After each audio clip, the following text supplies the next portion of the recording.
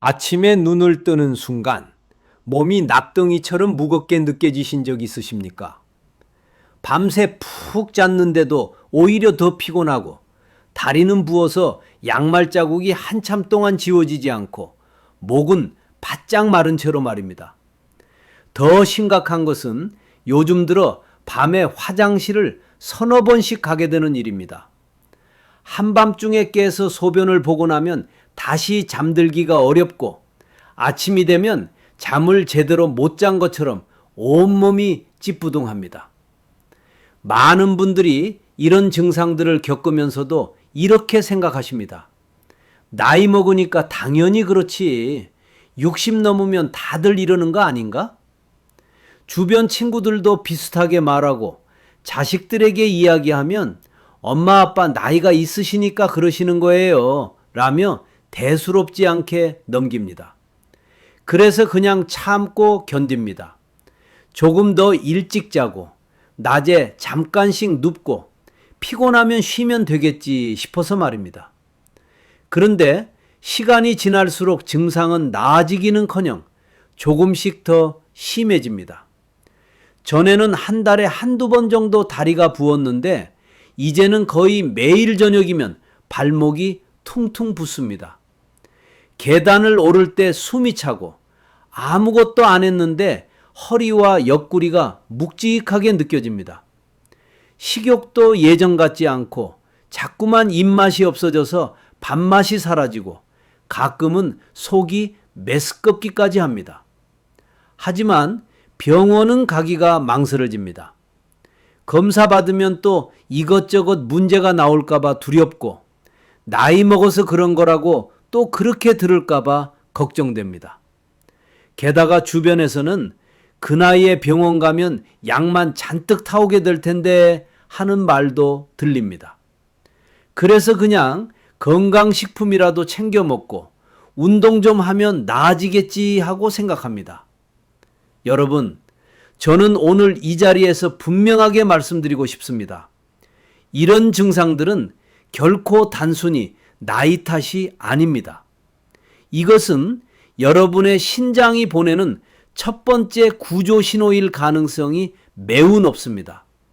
그리고 이 신호를 무시하고 지나친다면 돌이킬 수 없는 결과를 초래할 수 있습니다. 제가 환자들에게 왜 고령층에서 신장 기능이 이렇게 빨리 떨어지는지 설명하기 시작하면 대부분 매우 놀라십니다.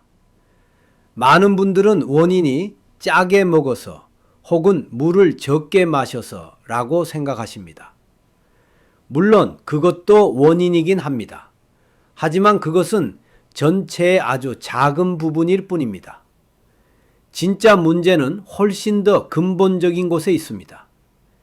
우리가 나이를 먹으면 몸의 모든 시스템이 달라집니다.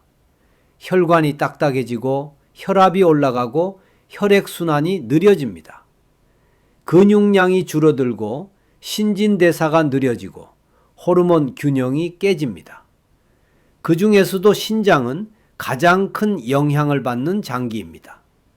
왜냐하면 신장은 우리 몸의 필터이기 때문입니다. 여러분, 집에 있는 정수기를 생각해 보세요. 처음에는 물이 콸콸 잘 나옵니다. 하지만 시간이 지나면서 필터가 막히기 시작합니다. 불순물이 쌓이고 필터가 약해지고 물이 천천히 나오기 시작합니다. 그때 우리는 필터를 갈아 끼웁니다. 하지만 신장은 필터를 갈아 끼울 수가 없습니다. 한 번 망가지면 그대로입니다. 나이가 들면 신장으로 가는 혈류량이 10년마다 10%에서 15%씩 감소합니다. 60세가 되면 30대 때보다 신장으로 가는 피가 30% 정도 줄어든다는 뜻입니다. 피가 적게 가면 산소도 적게 가고 영양분도 적게 갑니다. 신장은 산소와 영양분이 부족한 상태에서 일을 해야 합니다. 당연히 기능이 떨어질 수밖에 없습니다. 그렇기 때문에 영양, 특히 과일과 항산화의 역할이 더 중요해집니다. 저는 환자들에게 늘 이렇게 말합니다. 어떤 음식도 신장을 단번에 살리지는 못합니다. 하지만 신장이 더 빨리 망가지는 길을 천천히 걷게 해주는 음식은 있습니다. 그리고 그런 음식의 대부분이 바로 과일입니다. 수년 동안 진료하면서 저는 과일에도 황금 시간이 있다는 사실을 모른 채 신장이 더 빠르게 악화된 사례들을 많이 보았습니다. 그 대표적인 예가 송혜미 씨, 69세였습니다. 송 씨는 과일을 아주 성실하게 챙겨 먹는 분이었습니다. TV에서 과일이 건강에 좋다고 하니까 유튜브에서 하루 과일 5가지를 먹으라고 하니까 정말 열심히 드셨습니다. 매일 저녁 식사 후에 큰 접시 가득 수박이나 포도를 드셨습니다. 여름에는 복숭아, 자두, 참외를 드시고 가을에는 사과, 배, 감을 드셨습니다. 밤 10시에도 TV 보시면서 과일을 드셨습니다. 과일은 많이 먹어도 살 안 찌잖아요. 건강에 좋다잖아요. 그렇게 믿으셨습니다. 하지만 2달 후 정기검사 결과를 보고 저는 깜짝 놀랐습니다. 혈당이 120에서 158로 크게 올라 있었습니다. 신장 기능을 나타내는 크레아티닌 수치도 1.2에서 1.6으로 빠르게 올라갔습니다. 송 씨는 속이 더부룩하고 잠들기 어렵고 야간뇨도 심해졌다고 하소연하셨습니다. 자세히 여쭤보니 원인은 분명했습니다. 밤에 과일을 먹는 습관이었습니다. 과일에는 과당이 들어 있습니다. 과당은 포도당보다 빨리 흡수되고 간에서 바로 처리됩니다. 그런데 저녁 늦게, 특히 잠들기 전에 과일을 먹으면 문제가 생깁니다. 신장이 휴식해야 하는 시간에 과도한 당을 처리하게 만들어 신장에 2배의 부담을 주게 되는 것입니다. 그래서 저는 언제나 강조합니다. 과일을 먹기 가장 좋은 시간은 아침입니다. 정확히는 아침 공복이거나 아침 식사와 함께 먹는 것이 가장 좋습니다.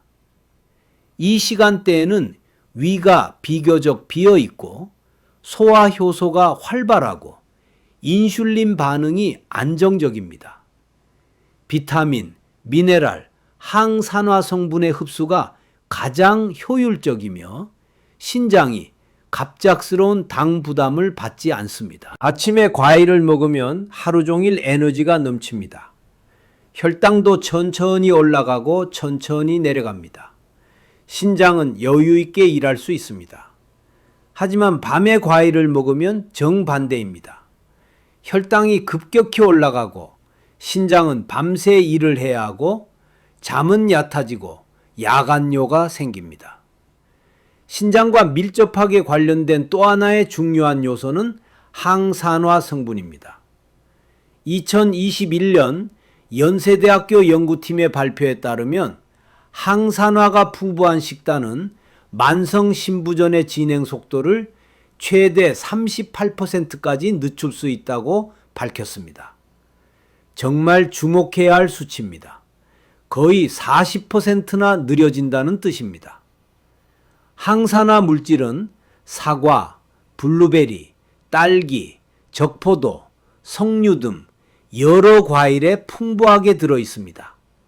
이 성분들은 신장을 섬유화시키는 활성산소를 중화하는 역할을 합니다. 활성산소는 쉽게 말해서 몸속의 녹입니다. 철이 녹슬듯이 우리 몸도 나이가 들면서 녹슬기 시작합니다. 특히 신장은 하루 종일 피를 걸러내기 때문에 활성산소에 가장 많이 노출됩니다. 신장이 섬유화되면 어떻게 될까요? 혈액 여과 능력이 급격히 떨어집니다. 부종이 생기고 피로감이 심해지고 고혈압이 오고 결국에는 투석을 해야 하는 상황까지 갑니다. 하지만 항산화 물질은 이 녹쓰는 과정을 막아줍니다. 완전히 막을 수는 없어도 천천히 진행되게 만들 수 있습니다. 제가 치료했던 환자 중 이강민 씨 72세가 계셨습니다. 3기 신부전 진단을 받고 저를 찾아오셨을 때 이 씨는 스스로 잘 먹고 있다고 생각하셨습니다. 저는 편식도 안 하고 골고루 잘 먹어요. 고기도 먹고 생선도 먹고 야채도 먹고요. 그렇게 말씀하셨습니다. 하지만 자세히 여쭤보니 문제가 있었습니다. 과일을 거의 먹지 않으셨습니다. 과일은 비싸잖아요. 그리고 당뇨가 있어서 과일 먹으면 안 된다고 들었어요. 대신 4끼 짜게 드셨습니다. 김치찌개, 된장국, 젓갈, 한국 사람의 전형적인 식단이었습니다. 저는 이 씨에게 식단을 바꿔보자고 권했습니다. 아침마다 과일을 한 접시씩 추가하고 짠 음식의 양을 절반으로 줄이고 국물을 적게 드시라고 했습니다. 처음에는 반신반의 하셨습니다. 그것만 바꿔서 뭐가 달라지겠어요? 하지만 단 3개월 만에 크레아티닌 수치가 2.1에서 1.8로 떨어졌습니다. 이 씨는 놀란 얼굴로 말씀하셨습니다. 과일 한 접시가 신장을 살리는 건가요? 저는 웃으며 대답했습니다. 과일이 신장을 살리는 게 아니라 올바른 시간에 올바른 방법으로 먹어서 신장에 회복할 기회를 준 겁니다. 식습관에서 빼놓을 수 없는 또 하나의 원칙은 바로 염분 줄이기입니다. 한국인은 오래전부터 김치, 된장국, 짭짤한 찌개에 익숙합니다. 밥상에 김치 없으면 밥을 못 먹는다고 하시는 분들도 많습니다. 국물이 없으면 밥이 안 넘어간다고 하십니다. 이해합니다. 평생을 그렇게 두셨으니까요. 하지만 이런 염분이야말로 고령층 신장을 가장 빨리 지치게 만드는 주범입니다. 소금, 정확히는 나트륨이 몸에 들어오면 신장은 이것을 배출하기 위해 강하게 일해야 합니다. 젊을 때는 괜찮습니다. 신장이 튼튼하니까 처리할 수 있습니다. 하지만 신장이 이미 약해져 있다면 어떻게 될까요? 나트륨이 몸에 쌓입니다. 나트륨이 쌓이면 물을 끌어당깁니다. 그래서 부종이 생깁니다. 발목이 붓고 손이 붓고 얼굴이 붓습니다. 혈관에도 물이 차면서 혈압이 올라갑니다. 혈압이 올라가면 심장에 부담이 가고 신장에도 부담이 갑니다. 결국 신장 기능이 더 빨리 떨어지는 악순환이 시작됩니다. 한국보건복지부 조사에 따르면 한국인의 하루 평균 나트륨 섭취량은 3,479mg입니다. 세계보건기구 WHO의 권고치가 2,000mg인데 우리는 거의 1.7배를 먹고 있습니다. 특히 60대 이상은 더 많이 드십니다.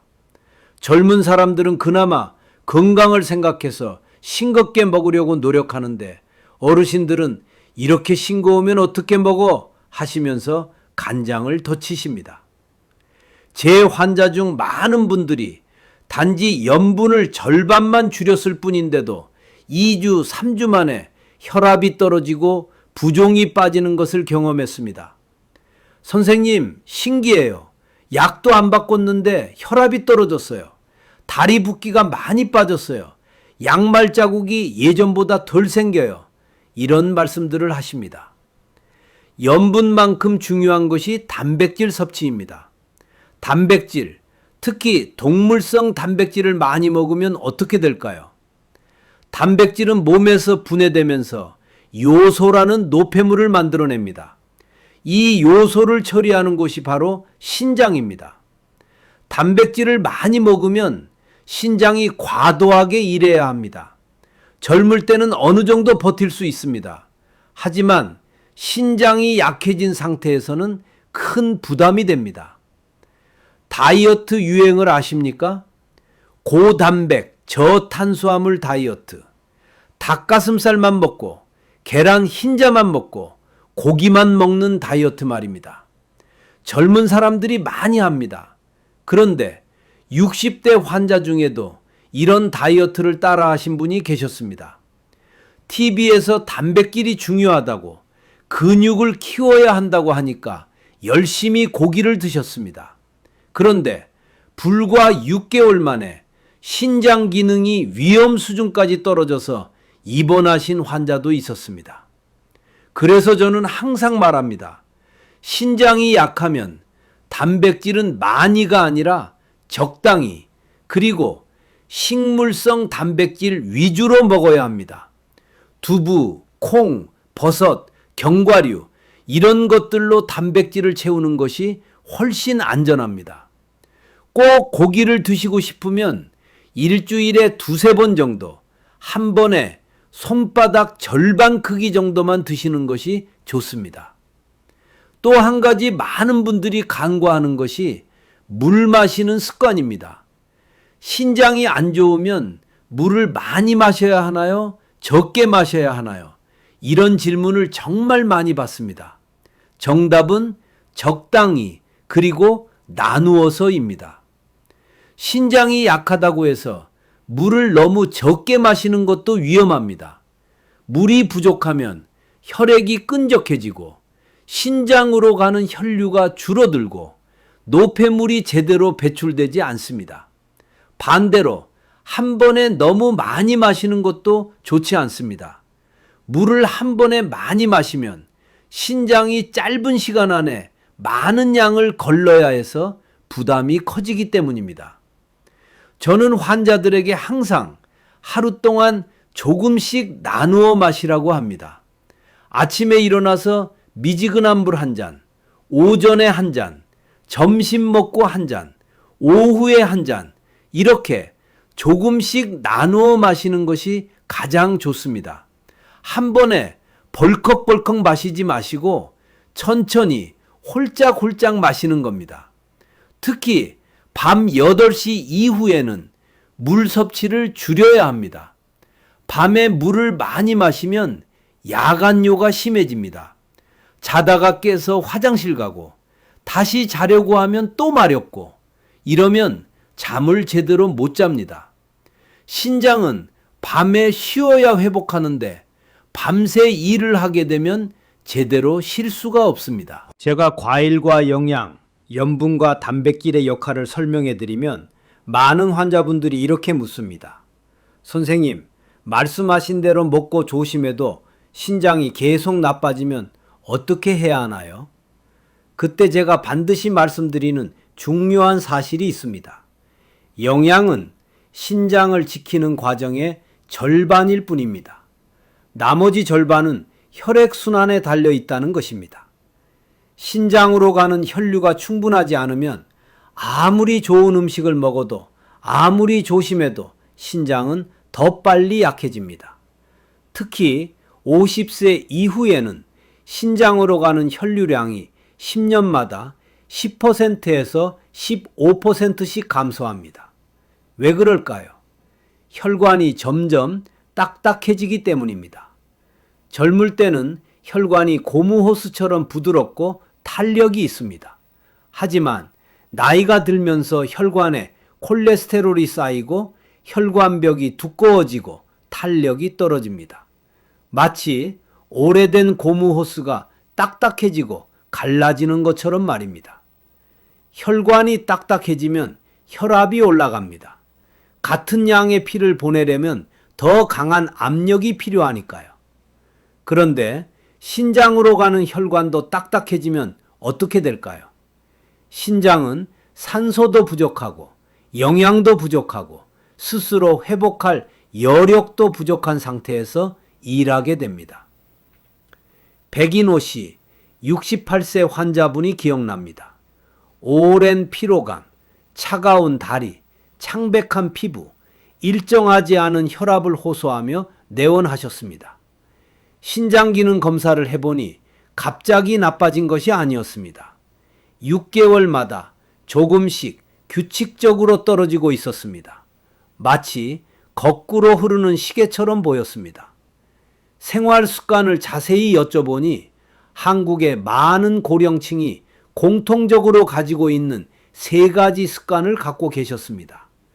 오래 앉아 있는 것, 소변을 참는 것, 그리고 저녁 시간대 커피였습니다. 모두 아무렇지 않아 보이지만 매일매일 신장으로 가는 혈류를 떨어뜨리고 신장을 지치게 하는 습관들이었습니다. 먼저 오래 앉아 있는 습관부터 말씀드리겠습니다. 요즘 어르신들도 하루에 몇 시간씩 앉아 계십니다. TV 보시면서, 신문 보시면서, 휴대폰 하시면서 30분, 40분, 1시간 그냥 앉아 계십니다. 그런데 이게 문제입니다. 30분, 40분 이상 계속 앉아 있으면 허리와 골반 주변에 혈류가 정체됩니다. 신장으로 가는 혈관은 어디를 지나갈까요? 바로 허리 뒤쪽입니다. 앉아 있으면 이 부위가 눌립니다. 혈관이 눌리면 혈류가 줄어듭니다. 신장으로 가는 피가 줄어들면 신장이 산소 부족 상태에 빠집니다. 신장을 하나의 정수기라고 생각해 보십시오. 산소는 그 정수기가 작동하기 위한 전기와 같습니다. 전기가 부족하면 정수기는 금방 고장나죠. 마찬가지로 산소가 부족하면 신장도 금방 약해집니다. 그래서 사무직에서 일하시던 분들, 장시간 운전하시는 분들, 그리고 하루 종일 집에서 TV만 보시는 어르신들에게서 신장 기능 저하가 더 많이 나타나는 것입니다. 또 하나 흔한 습관이 바로 소변을 참는 것입니다. 화장실이 멀어서요. 지금 드라마가 재미있어서요. 밖에 나갔는데 화장실 찾기가 어려워서요. 이런 이유로 소변을 참으십니다. 그런데 소변을 자주 참으면 방광 내 압력이 올라갑니다. 방광과 신장은 연결되어 있습니다. 방광의 압력이 올라가면 결국 신장으로 가는 혈류까지 줄어듭니다. 장거리 운전을 자주 하시던 정우식 씨, 61세 환자가 계셨습니다. 택시 운전을 하셨는데 손님을 태우고 있으면 화장실을 갈 수가 없다고 하셨습니다. 그래서 몇 시간씩 소변을 참으셨습니다. 몇 년 뒤 옆구리가 묵직하고 다리가 붓고 소변량이 줄어드는 것을 느끼기 시작하셨습니다. 검사해 보니 신장 기능이 상당히 떨어져 있었습니다. 크레아티닌이 2.3, 사구체 여과율이 35, 3기 중반에서 후반 단계였습니다. 음식 때문도 아니었고 병 때문도 아니었습니다. 그저 소변을 참는 습관이 신장을 공격하고 있었던 것입니다. 저녁 시간에 커피나 술도 큰 문제입니다. 많은 분들이 저녁 식사 후 커피 한 잔을 즐기십니다. 커피 안 마시면 졸려서 안 돼요. 식후 커피가 소화에 도움된다던데요? 이렇게 말씀하십니다. 또 어떤 분들은 잠들기 전에 가벼운 소주 한 잔, 막걸리 한 잔을 하십니다. 이거 마셔야 잠이 와요. 하지만 저녁 시간에 카페인과 알코올은 맥박을 올리고 혈관을 수축시킵니다. 잠도 얕게 만듭니다. 신장은 밤에 쉬어야 회복하는데 이때 각성이 지속되면 신장은 계속 일을 해야 합니다. 밤새 소변을 자주 보게 되고 탈수가 되고 신장은 더욱 빠르게 지칩니다. 선생님, 그런데 말입니다. 이만복 어르신이 정 박사님께 조심스럽게 물으셨습니다. 식단을 바꾸고 2주가 지났는데 몇 가지 현실적인 어려움이 생겼다는 겁니다. 머리로는 이해가 되는데 실제로 실천하려니 막히는 부분들이 있다는 거죠. 정 박사님은 웃으셨습니다. 영감님, 그런 질문 하시는 분들이 한두 분이 아닙니다. 제가 진료실에서 가장 많이 듣는 질문 세 가지만 속 시원하게 답해 드리겠습니다. 오늘은 여러분도 궁금해 하실 만한 현실적인 질문들에 대한 명쾌한 답변을 들려드립니다. 혹시 실천하시다가 막히는 부분 있으시면 이 영상이 해답이 될 겁니다. 아직 구독 안 하신 분들 지금 바로 구독과 알림 설정 해두세요. 첫 번째 질문입니다. 선생님, 저는 이가 안 좋아서 생채소를 씹을 수가 없습니다. 채소를 먼저 먹으라고 하셨는데 어떻게 해야 하나요? 이만복 어르신도 딱 이 문제로 고민하셨습니다. 틀니를 하고 계셔서 아삭한 오이나 억센 상추를 씹기가 힘드셨거든요. 정 박사님의 답변은 이랬습니다. 영감님, 생채소를 억지로 드실 필요 없습니다. 살짝 데친 나물 반찬이나 푹 익힌 채소찜을 드시면 됩니다. 익힌다고 식이섬유가 사라지는 건 절대 아니거든요. 오히려 부드러워져서 씹기도 좋고 소화도 잘 됩니다. 양배추나 호박을 푹 쪄서 된장에 찍어 드시거나 시금치나 숙주를 살짝 데쳐서 나물로 드시면 됩니다. 부드러우면서도 식이섬유는 그대로 살아있으니 혈당 잡는 효과는 똑같습니다. 이만복 어르신은 그날부터 아내에게 부탁했습니다. 여보, 채소는 좀 무르게 익혀주시오. 호박찜, 가지나물, 애호박 볶음, 이런 반찬들이 밥상에 오르기 시작했습니다. 부드러워서 씹기도 편하고 식후 혈당도 천천히 올랐습니다. 두 번째 질문입니다. 당이 떨어져서 손이 떨릴 때 사탕 하나 먹는 것도 안 됩니까? 이 질문은 정말 조심해야 합니다. 정 박사님은 심각한 표정으로 설명하셨습니다. 영감님, 이건 두 가지 경우를 구분하셔야 합니다. 첫 번째 경우, 당뇨약을 드시는 분이 식은땀이 나고 어지럽고 손이 떨리는 진짜 저혈당 쇼크가 왔을 때, 이때는 당연히 사탕이나 주스를 드셔야 합니다. 이건 응급처치니까요. 생명이 위험할 수 있습니다. 하지만 두 번째 경우가 문제입니다. 식사하신 지 얼마 안 됐는데 입이 심심하고 단 게 땡기는 것. 이건 진짜 배고픔이 아니라 가짜 배고픔입니다. 가짜 배고픔과 진짜 저혈당을 어떻게 구분하냐고요? 간단합니다. 식사한 지 2시간도 안 됐는데 배고프다면 그건 가짜입니다. 이때 사탕을 드시면 혈당이 급격히 올라갔다가 또 급격히 떨어집니다. 롤러코스터를 타는 거죠. 이럴 땐 미지근한 물 한 잔을 천천히 마시고 10분만 참아보세요. 거짓말처럼 식욕이 사라질 겁니다. 이만복 어르신도 처음에 이 함정에 자주 빠지셨습니다. 저녁 먹고 1시간도 안 됐는데 입이 심심해서 과자를 찾으셨거든요. 하지만 정 박사님 말씀을 떠올리며 물을 마시고 참았습니다. 정말 10분이 지나니 식욕이 사라졌습니다. 아, 이게 가짜 배고픔이었구나. 세 번째 질문입니다. 선생님, 식후 믹스커피 한 잔은 제 인생의 낙인데 이것도 끊어야 합니까? 이만복 어르신이 가장 아쉬워하셨던 부분입니다. 밥 먹고 나서 달달한 믹스커피 한 잔. 이게 하루 중 가장 행복한 순간이었거든요. 정 박사님은 참 잔인한 말씀을 하셨습니다. 영감님, 식후 믹스커피는 최악 중에 최악입니다. 밥 먹어서 혈당이 올라가고 있는데 거기에 설탕과 프림을 들이붓는 격입니다. 혈당을 200, 300까지 치솟게 만드는 주범이에요. 이만복 어르신은 눈물을 머금고 물으셨습니다. 그럼 커피를 영영 끊어야 합니까? 아닙니다. 커피 자체는 오히려 좋습니다. 카페인이 신진대사를 높여주거든요. 다만 드시는 방법을 바꾸셔야 합니다. 식사 마치고 1시간 뒤에 블랙커피나 아메리카노를 연하게 타서 드세요. 설탕과 프림만 빼면 됩니다. 처음에는 블랙커피가 쓰고 맛없었습니다. 하지만 일주일을 참고 마시니 커피 본연의 맛이 느껴지기 시작했습니다. 구수하고 고소한 맛. 오히려 믹스커피가 왜 그렇게 달았나 싶을 정도였습니다. 자, 세 가지 질문에 대한 답변을 정리하겠습니다. 첫째, 이가 안 좋으면 익힌 채소를 드세요. 식이섬유는 그대로 살아있습니다. 그 놀라운 결과가 나왔습니다. 200이 넘던 혈당이 140으로, 당화 혈색소가 정상 범위로, 이제 이만복 어르신은 복지관의 건강 멘토가 되셨습니다. 다른 어르신들에게 자신의 경험을 나누며 이렇게 말씀하십니다. 돈 들이지 않고 습관만으로 건강한 노년을 되찾을 수 있습니다. 여러분도 하실 수 있습니다.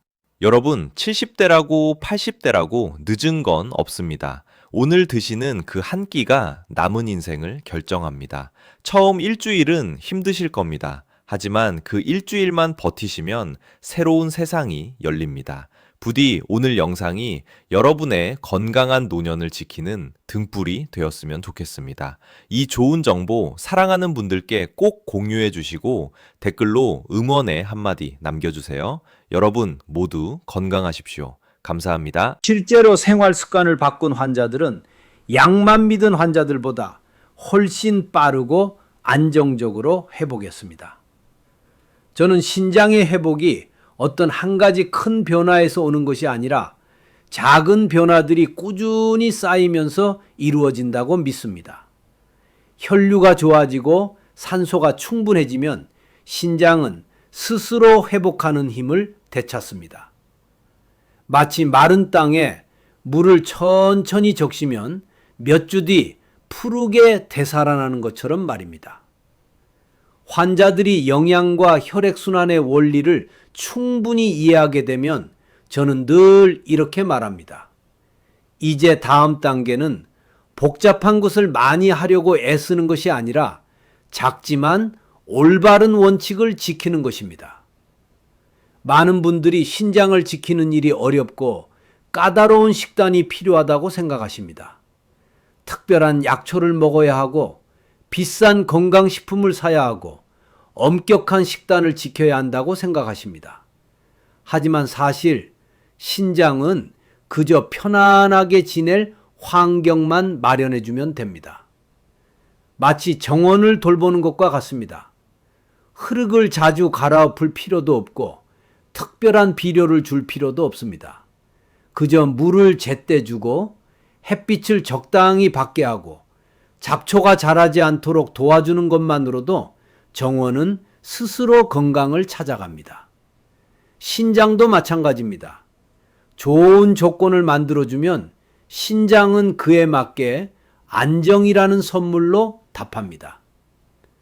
저는 환자들이 기억하기 쉽도록 가장 중요한 것들을 5가지 원칙으로 정리합니다.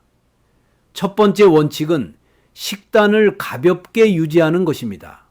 즉, 소금은 적게, 동물성 단백질은 적당히, 튀김류는 피하고 한 번에 과식하지 않는 것입니다. 신장은 과부하를 싫어합니다.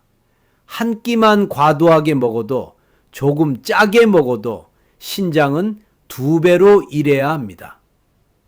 많은 환자들이 소금과 단백질을 절반으로 줄였을 뿐인데 혈압이 안정되고 부종이 빠지고 얼굴빛이 살아나며 잠도 깊어졌다고 말씀하십니다. 단 몇 주 만에 몸이 이렇게 달라집니다. 두 번째 원칙은 항산화 물질을 꾸준히 섭취하는 것입니다. 복잡한 식단이 필요한 것이 아닙니다. 아침마다 항산화가 풍부한 과일을 조금 먹고 점심에 양배추나 브로콜리를 곁들이는 것만으로도 충분합니다. 오미경 씨, 67세 환자분에게도 저는 이렇게 조언했습니다. 3개월 뒤에 다시 찾아온 그분은 피부도 좋아지고 크레아티닌도 안정되고 마음도 한결 편안해졌다고 말씀하셨습니다. 사람들은 이것이 작은 변화라고 생각하지만 이런 작은 변화들이 수많은 환자들의 신장을 지켜왔습니다. 세 번째 원칙은 무리가 없는 가벼운 운동입니다. 혈액순환이 좋아지고 산소가 더 많이 신장에 도달합니다. 저는 늘 허리와 골반을 부드럽게 풀어주는 동작들을 알려드립니다. 골반 돌리기, 가볍게 상체 숙이기, 횡격막 호흡, 제자리 걸음. 신장으로 가는 혈관은 허리 뒤쪽을 지나가기 때문에 이 부위를 풀어주면 신장이 훨씬 편안해집니다. 많은 노년층 환자들이 몇 주만 따라해도 허리 통증이 줄고 골반 부위의 뻐근함이 사라지고 잠이 잘 온다고 말씀하십니다. 몇몇 분은 몇 년은 젊어진 것 같다고도 말씀하십니다. 네 번째 원칙은 수면과 스트레스 관리입니다. 언뜻 보면 신장과 관련 없어 보이지만 신장은 스트레스 호르몬에 매우 민감한 장기입니다. 스트레스가 오래 지속되면 혈관이 수축하고 혈압이 오르며 신장은 혈액 공급을 충분히 받지 못해 빠르게 약해집니다. 한국의 노년층은 가족 걱정, 경제 걱정, 건강 걱정 등 수많은 고민을 안고 살아가십니다. 하지만 그런 걱정이 오히려 몸을 더 지치게 합니다. 저는 항상 말합니다. 잠들기 전 TV를 끄게요. 휴대폰을 내려놓고 1분, 2분만이라도 천천히 숨을 들이쉬고 내쉬어 보세요. 그 짧은 순간만으로도 신장은 함께 숨을 고를 수 있습니다. 다섯 번째 원칙은 정기적인 점검입니다. 혈압 체크, 피 검사, 소변 검사를 4개월, 6개월마다 한 번씩. 많은 어르신들이 병원을 미루십니다. 괜찮은데 뭐하러 가요? 또 약만 늘어날 텐데 하십니다. 하지만 저는 늘 강조합니다. 지금 남아있는 기능을 지키는 것이 가장 중요하다고. 작은 변화라도 일찍 발견하면 신장을 10년, 15년 이상 안정적으로 유지하는 것이 가능합니다. 반대로 늦게 발견하면 손쓸 방법이 없어집니다. 이 5가지 원칙을 설명한 뒤 저는 환자들에게 하루 식단 예시를 간단히 안내합니다. 이론만 들으면 어떻게 실천해야 할지 막막하니까요. 아침에는 부담 없이 시작해야 합니다. 묽은 죽이나 담백한 밥과 함께 항산화 과일 한 조각, 따뜻한 물 한 잔, 진한 차나 커피는 피하는 것이 좋습니다. 그래야 위도 가볍고 신장도 갑자기 일하지 않아도 됩니다. 사과 반쪽, 블루베리 한 줌, 딸기 몇 개, 이 정도면 충분합니다. 점심은 보통 식사로 하되 싱겁게 먹고 양배추나 브로콜리, 애호박 등 신장에 좋은 채소를 곁들입니다. 단백질은 적당히, 가능하면 생선을 권합니다. 고기를 드시려면 손바닥 절반 크기 정도로 충분합니다. 국물은 적게 드시고 김치도 조금만 드십니다. 오후에는 배가 고프면 과일 조금이나 무가당 요구르트를 드실 수 있습니다. 짠 간식이나 단 과자는 피해야 합니다. 과자, 빵, 쿠키 이런 것들은 나트륨도 많고 당분도 많고 신장에 부담을 줍니다. 저녁은 가능한 한 가볍게 먹고 오후 6시 30분에서 7시 사이에 마치는 것이 좋습니다. 애호박국처럼 염분이 적은 음식이나 약간의 밥, 아주 묽은 국수 등이 적합합니다. 저녁을 가볍게 하면 잠이 깊어지고 신장이 밤새 회복할 시간을 얻습니다. 식단뿐 아니라 저는 하루 10분의 신장 회복 루틴도 알려드립니다. 2분간 깊은 횡격막 호흡으로 시작하고 3분간 천천히 골반을 돌리고 3분간 가볍게 상체를 숙여 허리를 풀고 마지막 2분은 제자리에서 천천히 걸음을 옮깁니다. 이 동작들은 혈류를 개선하고 신장 주변의 긴장을 완화하며 비뇨기계에 가해지는 부담을 줄여줍니다. 많은 환자들이 한 달만 해도 몸이 가벼워지고 잠이 빨리 들고 야간뇨가 줄었다고 말씀하십니다. 저는 노년층이 변화에 어려움을 느낀다는 것을 잘 압니다. 평생을 짜게 먹고 사셨는데 갑자기 싱겁게 먹으라니 쉽지 않습니다. 평생을 고기 많이 드셨는데 갑자기 줄이라니 힘듭니다. 평생을 앉아서 생활하셨는데 갑자기 운동하라니 귀찮습니다. 하지만 몸이 조금씩 회복되는 것을 느끼기 시작하면 누구나 깨닫게 됩니다. 작은 행동 하나도 결코 헛되지 않다는 것을. 매 끼니, 매 호흡, 매 걸음이 신장을 지켜주는 힘이 된다는 것을 말입니다. 그래서 저는 항상 말합니다. 신장은 여러분에게 완벽함을 요구하지 않습니다. 필요한 것은 꾸준함입니다. 그리고 바로 그 꾸준함이 제가 만난 많은 어르신들을 10년이 넘도록 안정된 건강으로 이끌어 주었습니다. 신장 전문의로 30년을 일하면서 저는 수천 명의 환자에게 같은 질문을 들었습니다. 선생님, 신장을 정말 회복시키는 과일이 있나요? 약초가 있나요? 건강식품이 있나요? 그때마다 저는 이렇게 대답합니다. 과일이 약처럼 즉각적인 효과를 주는 것은 아니지만 강력한 항산화 물질과 영양소를 가진 과일들이 신장의 섬유화를 늦추고 염증을 줄이며 혈액순환을 도와준다고 설명합니다. 이런 요소들은 약해진 신장이 계속 기능을 유지하는 데 가장 중요한 조건입니다. 가장 먼저 이야기하는 과일은 사과입니다. 사과에는 팩틴이라는 수용성 식이섬유가 들어있어 나쁜 콜레스테롤을 낮추고 혈당을 안정시키며 신장의 부담을 줄여줍니다. 특히 사과 껍질에 풍부한 퀘르세틴은 강력한 항염 효과가 있습니다. 두 번째로 제가 높게 평가하는 과일은 블루베리입니다. 블루베리는 안토시아닌이 풍부한데 이 성분은 신장의 작은 혈관을 보호하고 염증과 손상을 줄이는데 매우 효과적입니다. 서울대학교의 연구에 따르면 안토시아닌은 신장 섬유화의 진행 속도를 20%에서 30%까지 늦출 수 있다고 합니다. 마지막으로 제가 신장의 친구라고 부르는 과일은 석류입니다. 석류에는 강력한 항산화 물질인 폴리페놀이 풍부해서 혈관을 보호하고 순환을 개선하며 신장 내 산화 스트레스를 줄여줍니다. 저는 환자들에게 폴리페놀이 신장을 해치는 찌꺼기들을 청소해주는 청소부 같은 역할을 한다고 설명하곤 합니다. 환자들이 이 세 가지 과일을 듣고 종종 묻습니다. 그럼 이 과일들을 먹으면 신장이 다시 완전히 회복되나요? 저는 언제나 솔직하게 말합니다.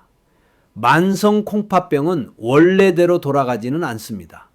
하지만 올바르게 관리하면 아주 오랫동안 안정적으로 유지될 수 있습니다. 중요한 것은 기적 같은 해법을 찾는 것이 아니라 매일의 작은 선택들입니다. 올바른 식사, 작은 운동, 아침에 과일 한 조각, 이런 것들이 신장에게 시간을 벌어준다는 사실을 이해하는 것입니다. 저는 몇 년 안에 투석을 해야 한다고 걱정하던 분들이 생활 습관을 바꾼 후 10년 이상 안정적으로 생활하는 모습을 보아왔습니다. 처음에는 비관적이던 어르신들이 몸이 조금씩 가벼워지고 잠이 깊어지는 것을 느끼며 다시 희망을 되찾는 것도 수없이 보았습니다. 신장을 돌본다는 것은 단순히 한 기관만 지키는 것이 아닙니다. 아침에 피곤하지 않은 하루, 밤에 깊게 자는 시간, 산책할 때 가벼운 발걸음, 가족과 함께하는 평온한 저녁, 삶 전체를 지키는 일입니다.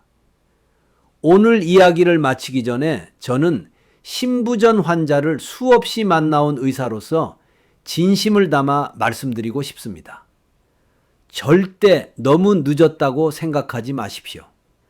당신의 신장이 어떤 상태이든 어제보다 더 나아지게 할 수 있는 방법은 항상 있습니다. 끝까지 들어주셔서 감사합니다. 자신의 건강을 위해 시간을 내는 것, 그것이 스스로에게 줄 수 있는 최고의 선물입니다. 이 이야기가 도움이 되었다면 사랑하는 사람들과 공유해 주시기 바랍니다. 어쩌면 오늘의 작은 정보 하나가 누군가에게 긴 고통의 길을 막아줄지도 모릅니다. 구독과 좋아요를 눌러주시고 댓글에 1번을 남겨주세요. 우리는 늘 남을 먼저 챙기는 민족입니다. 당신의 1번 댓글이 당신뿐 아니라 다른 누군가의 신장을 지켜주는 시작이 될 수도 있습니다. 다음 이야기에서 다시 만나 뵙겠습니다. 우리가 함께 더 건강하고 평온한 삶을 만들어 가길 바랍니다.